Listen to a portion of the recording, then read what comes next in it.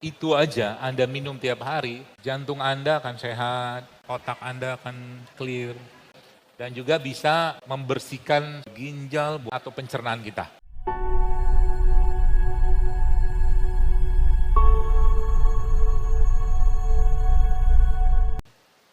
Ini sudah lama saya sampaikan, ya. Anda makan, ini kelapa tua kan.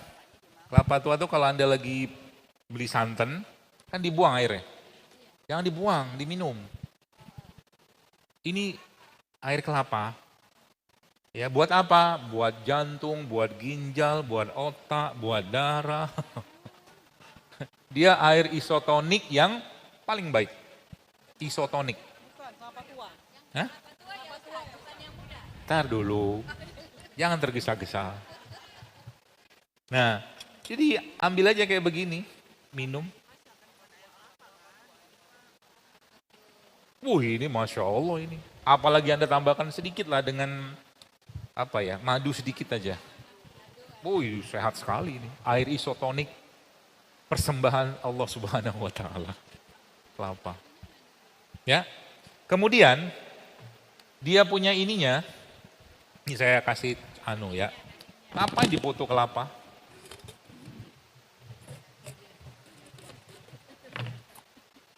Dokter kok kayaknya penjual kelapa.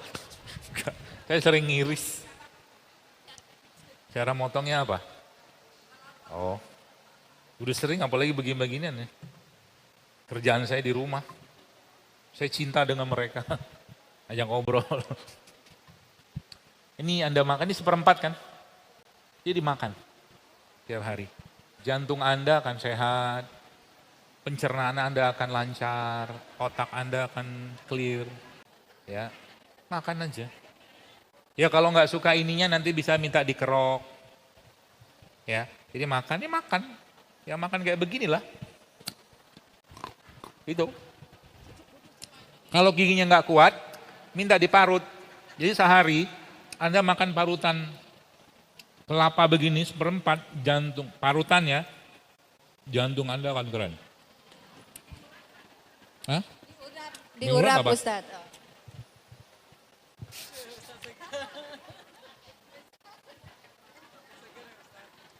Oke, itu yang tadi kelapa. Tadi ngomong kelapa ya, kelapa. Jadi produk fermentasi kayak begini, kenapa salah satu rahasia orang Korea, tapi Korea juga enggak sih. Ada salah satu suku yang kalau Anda pernah baca namanya suku Hunza. Di daerah Pakistan antara Himalaya sana itu suku yang bisa bertahan hidup sampai 150 tahun. Saya baru baca juga itu, Masya Allah. Itu ternyata umur 65 tahun mereka masih bisa, umur 65 tahun itu mereka masih bisa melahirkan. Sama kayak gadis. Dan salah satu rahasia sehatnya orang Hunza itu adalah apa? Mereka sering mandi air dingin. Ternyata mandi air dingin itu bagus. Baru beberapa data saya baca tentang namanya tuh cold immersion. Jadi kalau di rumah Anda punya bathtub, kalau nggak punya bathtub pakai gentong. Versi mewahnya bathtub, saya juga nggak punya bathtub di rumah. Ya, kalau nggak gentong kayu, gentong biru yang gaban gede itu, masukin air, cemplungin es batu, berendam di situ, 20 detik. Itu bisa slowing down aging, memperlambat penuaan. 20 detik, jangan menit Bu. Dingin itu. 20 detik aja. Ya, itu.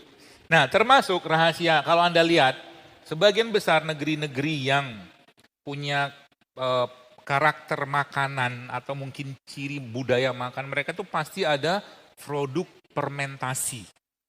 Pasti ada. Jepang kan ada ini. Korea kan ada kimchi. Kalau Jepang kan ada miso. Indonesia punya tempe.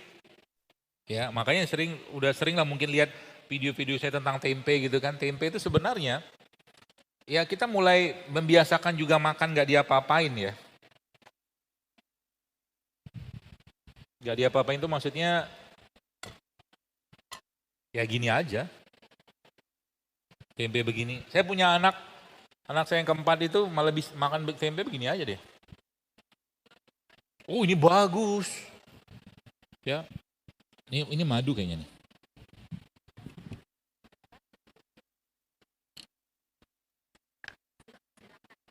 Oh iya.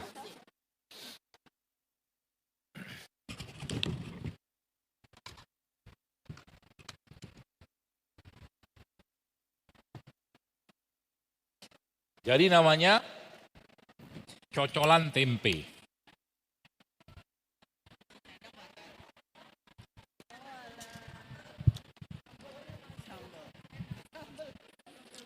Iya. Jadi salah satu rahasia beberapa negara-negara yang punya budaya makan yang kuat ya, atau punya tradisi, biasanya pasti ada produk fermentasi. Maaf Ustadz, katanya mic-nya kurang jelas. Ya, bisa Jadi salah satunya tuh ya kayak Indonesia kan tempe. Ya. Tempe makan begini nggak apa-apa. Karena kita memang biasanya kan digoreng, di apa segala macam. Sebenarnya kalau digoreng boleh nggak? Ya boleh aja, cuman saya nggak suka minyaknya. Itu masalahnya. Yang kedua, kalau digoreng pakai tepung lagi. Ya pepes kek atau mungkin apa gitu loh. Jadi ya makan-makan begini ya tidak ada masalah. Tempenya apa? Ya tempe yang kalau bisa cari kedelainya yang benar.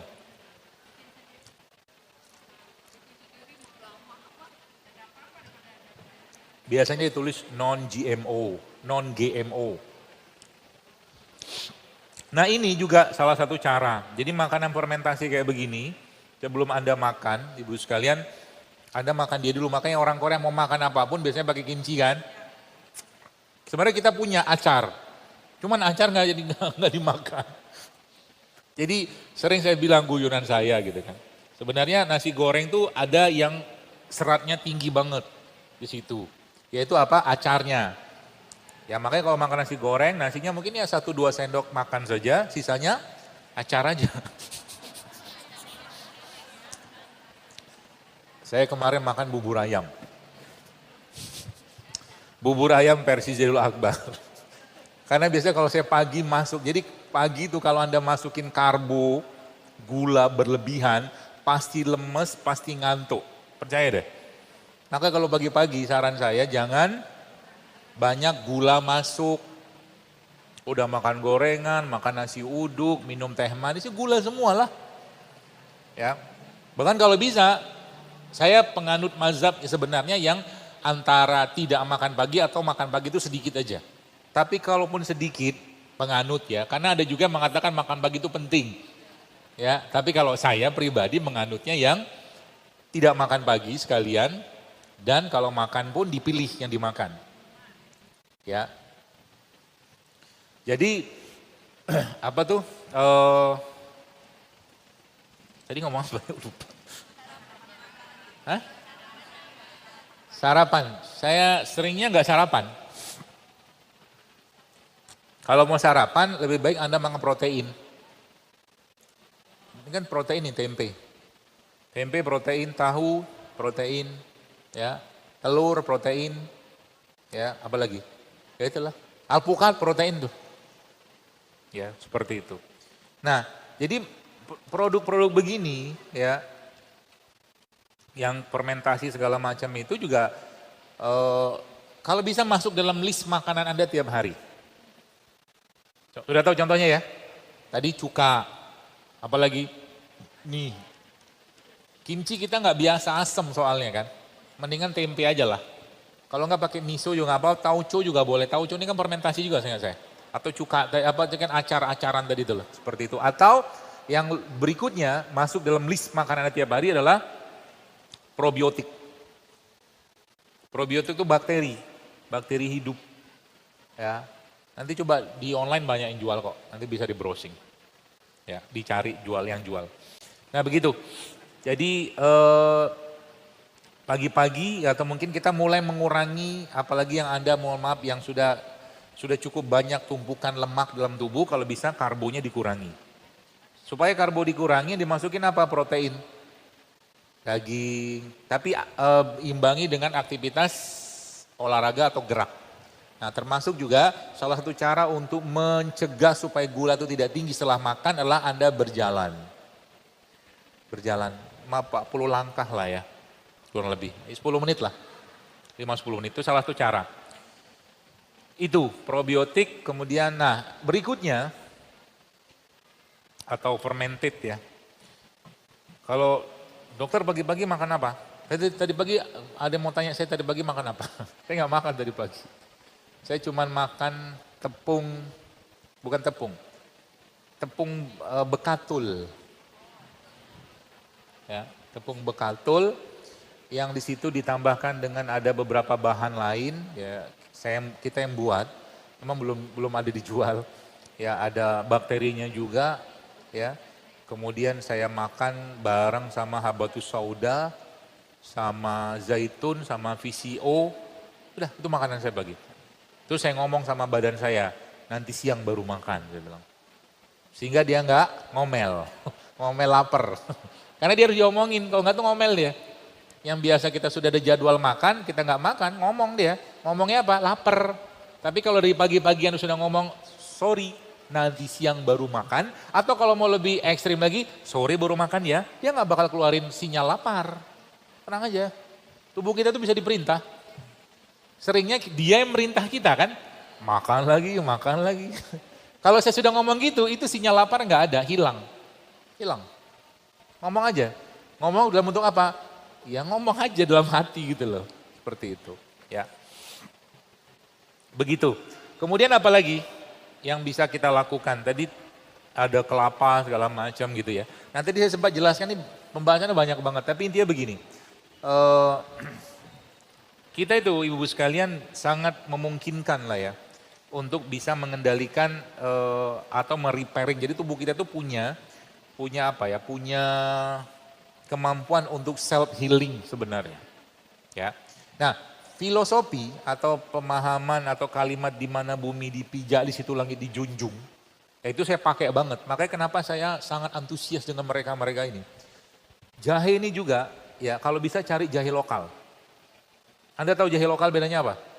Enggak kinclong-kinclong, enggak gaban-gaban. Kecil-kecil dia. Bukan merah ya, dia tetap jahe gajah cuman enggak gede. Ya, yang biasa banyak jahe gede itu jahe-jahe impor dari Cina itu loh. Gede-gede banget, bersih-bersih banget. Yang punya kita tuh biasanya kecil-kecil, enggak apa-apa, kita pakai itu aja. Ini kayak kecil nih, kayak begini. Ya. Nah ini jadi list juga, list dalam menu minuman Anda tiap hari. Ya, kayak kunyit kayak begini. Wah ini kunyit-kunyit gini kan. Nggak ada air panas ya. Jadi sekarang itu saya kalau kunyit begini ada cuci bersih aja. Nggak usah dikupas. Kalau saya sekarang begitu anunya. Kalaupun dikupas, nggak usah repot-repot ngupasnya begini aja. Dulu kan begini kan, begitu. Atau kalau pakai sendok. Ya pakai sendok juga bisa. Ya. Begini nanti ada potong, ya udah di geprek boleh, diapain boleh. Hah? Talenan nggak ada. Biasa isi saya paling marah tuh, bukan marah sih. Itu bukan tempat potong, dia bilang. Gak usah.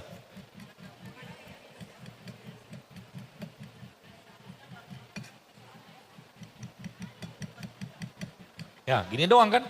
Terus Anda ambil serai. Ini minum-minum sederhana begini. Potong lagi.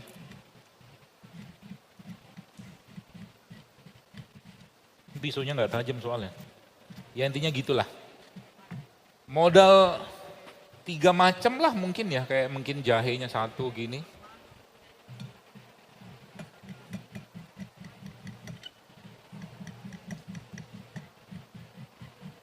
Ini sudah lama nggak praktek beginian.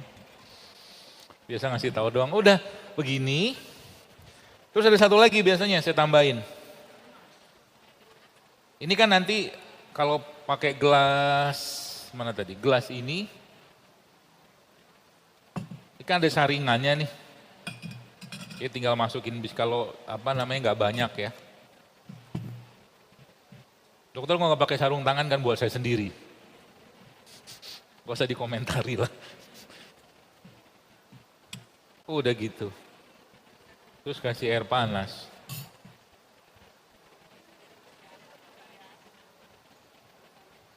Direbus boleh, nggak direbus boleh, mau dibikin ekstrak juga boleh. Yang jelas biasanya apa tuh? Udah. Kalau airnya nggak terlalu panas, Anda tunggu beberapa saat. Tapi kalau airnya panas, mendidih, dia langsung keluar kan. Itu aja Anda minum tiap hari. Wih, tulang, jantung, otak, modal itu doang. Murah kan? Pagi boleh, mau jelang tidur juga boleh. Nah kalau saya, biasanya senangnya itu jangan dikasih apa-apa. Jangan dikasih apa-apa dulu gitu loh. Jadi dia berikan plain aja. Supaya lidah kita itu mulai kembali ke rasa aslinya. Karena lidah kita kan sudah berantakan. Berantakan dengan perisa, flavor gitu-gitulah. Gitu. Kayak gitu tuh kalau yang airnya mendidih gitu kan ya paling sebentar udah mulai keluar aromanya, warna sudah berubah, udah minum aja, tunggu agak hangat. Ya. Oh nggak apa-apa Bu, saya bangga dengan kuning-kuning begini. Saya biasanya kalau di rumah bukan ramuan sih, yang sering saya bikin tuh temulawak, kuningnya ada dua, temulawak sama kunyit. Tuh, kemudian ada serehnya, ada jahenya, ada kencurnya, jadi 5. Ini bisa saya bikin. Terusnya lagi, tadi saya lupa ngasih tahu. Nah biasanya supaya itu lebih bagus lagi penyerapannya, saya apa tuh namanya gini-gini tuh.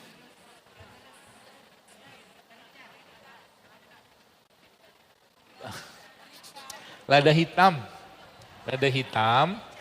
merica, lada hitam. Merica sama lada hitam sama ya? Hah? Black pepper. Oh biar keren black pepper. Black pepper gini-gini, yang masih asli, di gini-gini. Apa namanya? Apa? Bukan diserut. Digiling. Dia grill kalian. Udah masukin di sini. Nah itu lada hitam tuh bagus. Anda masukin ke dalam semua ramuan Anda. Ya. Secukupnya aja lah, paling sampai dia kelihatan di atas tuk gitu. Ya udah. Nanti aduk-aduk bentar, minum. Kenapa? Karena lada hitam itu dalam yang saya pelajari, dia bisa meningkatkan penyerapan plus juga dia bisa menghangatkan lagi. Dan juga bisa menambahkan efek buat membersihkan saluran atau pencernaan kita. Lada hitam. Mudah kan? Mudah. Ya. Jadi itu salah satu caranya. Jadi modal-modal ini aja lah murah meriah. Jadi sering saya tanya atau sampaikan ke orang-orang, mau hidup sehat itu mahal? Enggak kok. Ya, apalagi ibu-ibu begini kan, Anda kan sangat akrab dengan mereka-mereka ini. Tadi yang saya sebut ada temulawak, ya itu kan bumbu sebenarnya. Iya kan? Tapi ya, makanya kalau salah satu makanan lauk paling saya favorit itu namanya pindang. Pindang kalau enggak, kalau di Bengkulu atau Jambi itu namanya gangan. Gangan itu kan pasti ada kunyitnya. Itu biasanya kalau saya makan itu, sedikit ada minyak, cuma minyaknya biasa pakai, kalau yang benar biasa pakai minyak kelapa. Jadi kalau sekarang di rumah itu coba mulai diganti minyaknya dengan minyak kelapa. Bikin. Ya, atau kalau enggak, jangan sering-sering pakai minyak. Kan bisa. Kukus, steam, pepes, kan bisa. Ya, enggak perlu pakai minyak. Itu, jadi black pepper ya. Kayak gitu nanti tinggal diminum aja tuh. Minum gitu. Oke, itu ya. Kemudian, tadi udah probiotik sudah, di kelapa juga sama. Ya, cerita sedikit lah kelapa. Jadi, ya kelapa ini memang apa ya, tidak, ada beberapa orang yang memang gak kuat minum. Karena setahu saya kalau nggak salah asam sifatnya, setahu saya. Tapi dia elektrolitnya segala macam bagus, makanya guru saya ngajarin kalau kamu minum kelapa, tambahkan madu dia bilang. Nah, setelah tambah madu, kamu aduk-aduk tuh madu.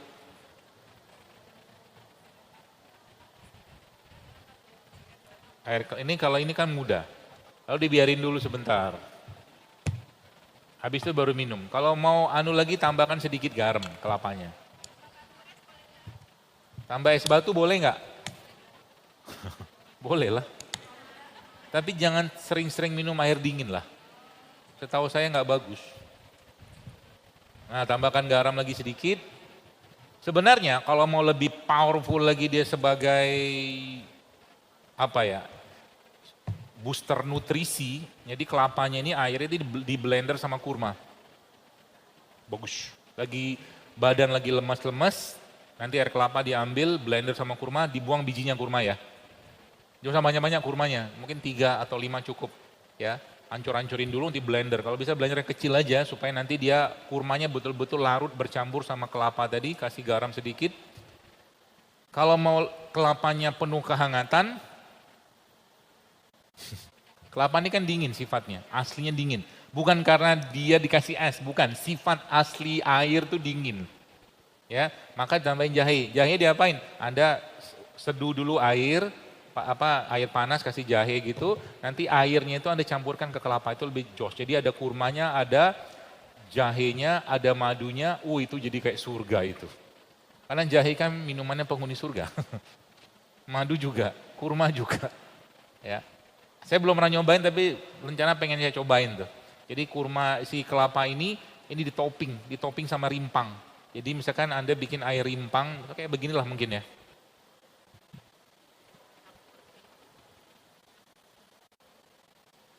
Nah ini campurin dikit.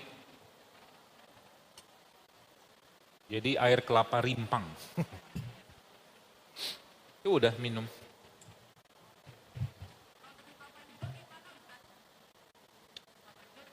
Ya sama aja lah. Kalau saya sama aja lah. Nggak terlalu signifikan banget bedanya. Cuman memang kalau secara rasa nggak terlalu manis. Kelapa hijau itu kan nggak semanis ini, setahu saya. Tapi kalau secara perbedaan itu kandungan lagi-lagi menurut saya pribadi nggak terlalu signifikan. Ada beda-bedanya tapi nggak terlalu tinggi banget nggak. Itu kemudian biji-bijian. Hampir semua negara-negara yang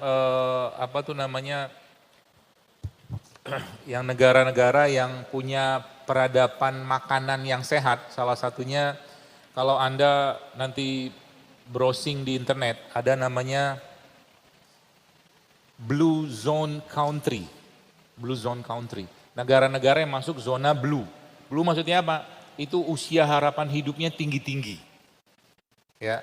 Salah satunya itu ada negara-negara yang ada beberapa di mana tuh Yunani ada tapi nggak semua, Amerika juga ada. Tapi intinya saya mau ceritakan mereka-mereka itu menu makanannya pasti tidak lepas dari biji-bijian. Ini biji-bijian. Ini kan biji-bijian. Biji kedelai, biji kacang hijau, ini bunga matahari, ya. Apalagi macam-macam lah. Itu bisa Anda campurkan dengan makanan hari-hari Anda. Contoh mungkin kedelai ini kan, kacang hijau ini kan bisa Anda campurkan dalam nasi. Jadi masak nasinya campur kedelai, campur kacang hijau, ada produknya itu saya nggak mau sebut. Udah tahu lah Anda tuh. Dia sasetan, isinya ada 12 jenis biji-bijian. Itu bagus. Semoga yang punya produk tidak lihat video ini. Karena biasa dipasang gitu. Apalagi sekarang ada satu video yang, bukan video tuh, iklan gila-gilaan banget di Facebook itu, namanya Mega Move. Itu bukan saya ya. Saya sebutin aja, sampai saya klarifikasi, karena itu agak kurang ajar kebodohannya. Pembohongannya agak kurang ajar. Ngakunya begini, macam-macam lah, pakai nama saya di situ. Tapi intinya biji-bijian. Jadi nasi itu Anda kasih biji-bijian. Ya. Produknya sudah ada yang jual. Tinggal cemplungin satu saset itu ke dalam nasi. Itu bagus banget buat serat, buat mencegah gula tidak tinggi setelah makan nasi. Ya, itu biji-bijian. Ya. Nah, ada juga menunya itu mereka itu yang Blue Zone tadi itu juga kacang-kacangan. Ini kan kacang almond. Ya. Ini menyesuaikan anggaran saja ya, nggak perlu dipaksakan. Kalau misalkan anggaran, saya juga nggak tiap hari makan almond, kalau pas lagi ketemu beli makan gitu loh. Tapi yang kalau serat, babnya itu serat, maka kita harus butuh serat tiap hari. Ya, makanya ada buah sayur itu ya sama rempah-rempah kayak begini ya, cengkeh, apa pala, kayu manis itu harus masuk dalam list makanan kita tiap hari dan sudah mulai take out. Ya, apa yang di take outin? Yang di take outin adalah tadi gula pasir di take out masuk lagi. Makanya kalau di kafe itu bukan di kafe, awalnya kan saya pernah bikin dulu namanya sambal kurma. Mungkin ibu udah pernah tahu. Ya, jadi bikin apa sambal tapi nggak pakai gula pasir, pakainya kurma. Ya. Bikin sendiri di rumah bisa kok. Isinya cuman ya cabai rawit, bawang putih, garam sama kurma. Udah. Ulek, kasih garam. Udah enak banget. Nggak perlu pakai gula pasir. Ya. Jadi mulai kurangi gula pasir dan olahannya. Ya, dan olahannya. Kemudian terigu-teriguan tuh. Terigu-teriguan. Dok, kalau saya bisnisnya teriguan gimana? Bisnisnya roti. Ya enggak apa-apa, lanjutin aja. Banyakin sedekah. Ya kan nggak mungkin juga dihentikan bisnisnya kan? Gak apa-apa, lanjutin aja. Tapi coba mulai di switching. Saya punya ada teman lah ya, ibu-ibu di Bandung itu dia bikin roti juga ada roti sehat. Cuma roti sehat ini kan nggak semua orang bisa makan. Ya, rasanya kadang-kadang nggak bisa diterima di semua lidah, ya seperti itu. Itu jadi minyak-minyakan dikurangi, ya kemudian kalau bisa mulai mengurangi gula. Ya, salah satunya nasi. Kayu putih. Ya. Berarti kita nggak makan nasi? Bukan. Kita tidak makan nasi tapi karbo kita makan. Yang lain aja. Ya, kentang. Kalau perlu.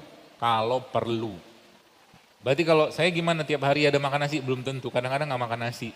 Makan dagingnya aja, makan tahunya aja, makan tempenya aja. Kalau lagi butuh agak keliengan sedikit butuh gula, nah masuklah nasi. Ya. Kita yang atur dia, bukan diatur kita. Makanya setahu saya tidak ada ceritanya tentang makan itu harus 3 kali sehari. Gak ada. Jadi kalau makan itu kapan? Kalau perlu makan, nggak perlu nggak usah makan. Minum aja. Makanya dalam banyak kaidah-kaidah detoksifikasi ada namanya water fasting. Pernah dengar kali ya? Jadi dalam 24 jam itu dia nggak makan, air aja terus. Oh itu bagus. Setahu saya bagus untuk detox ya, bersihin badan. Nggak makan tapi minum aja.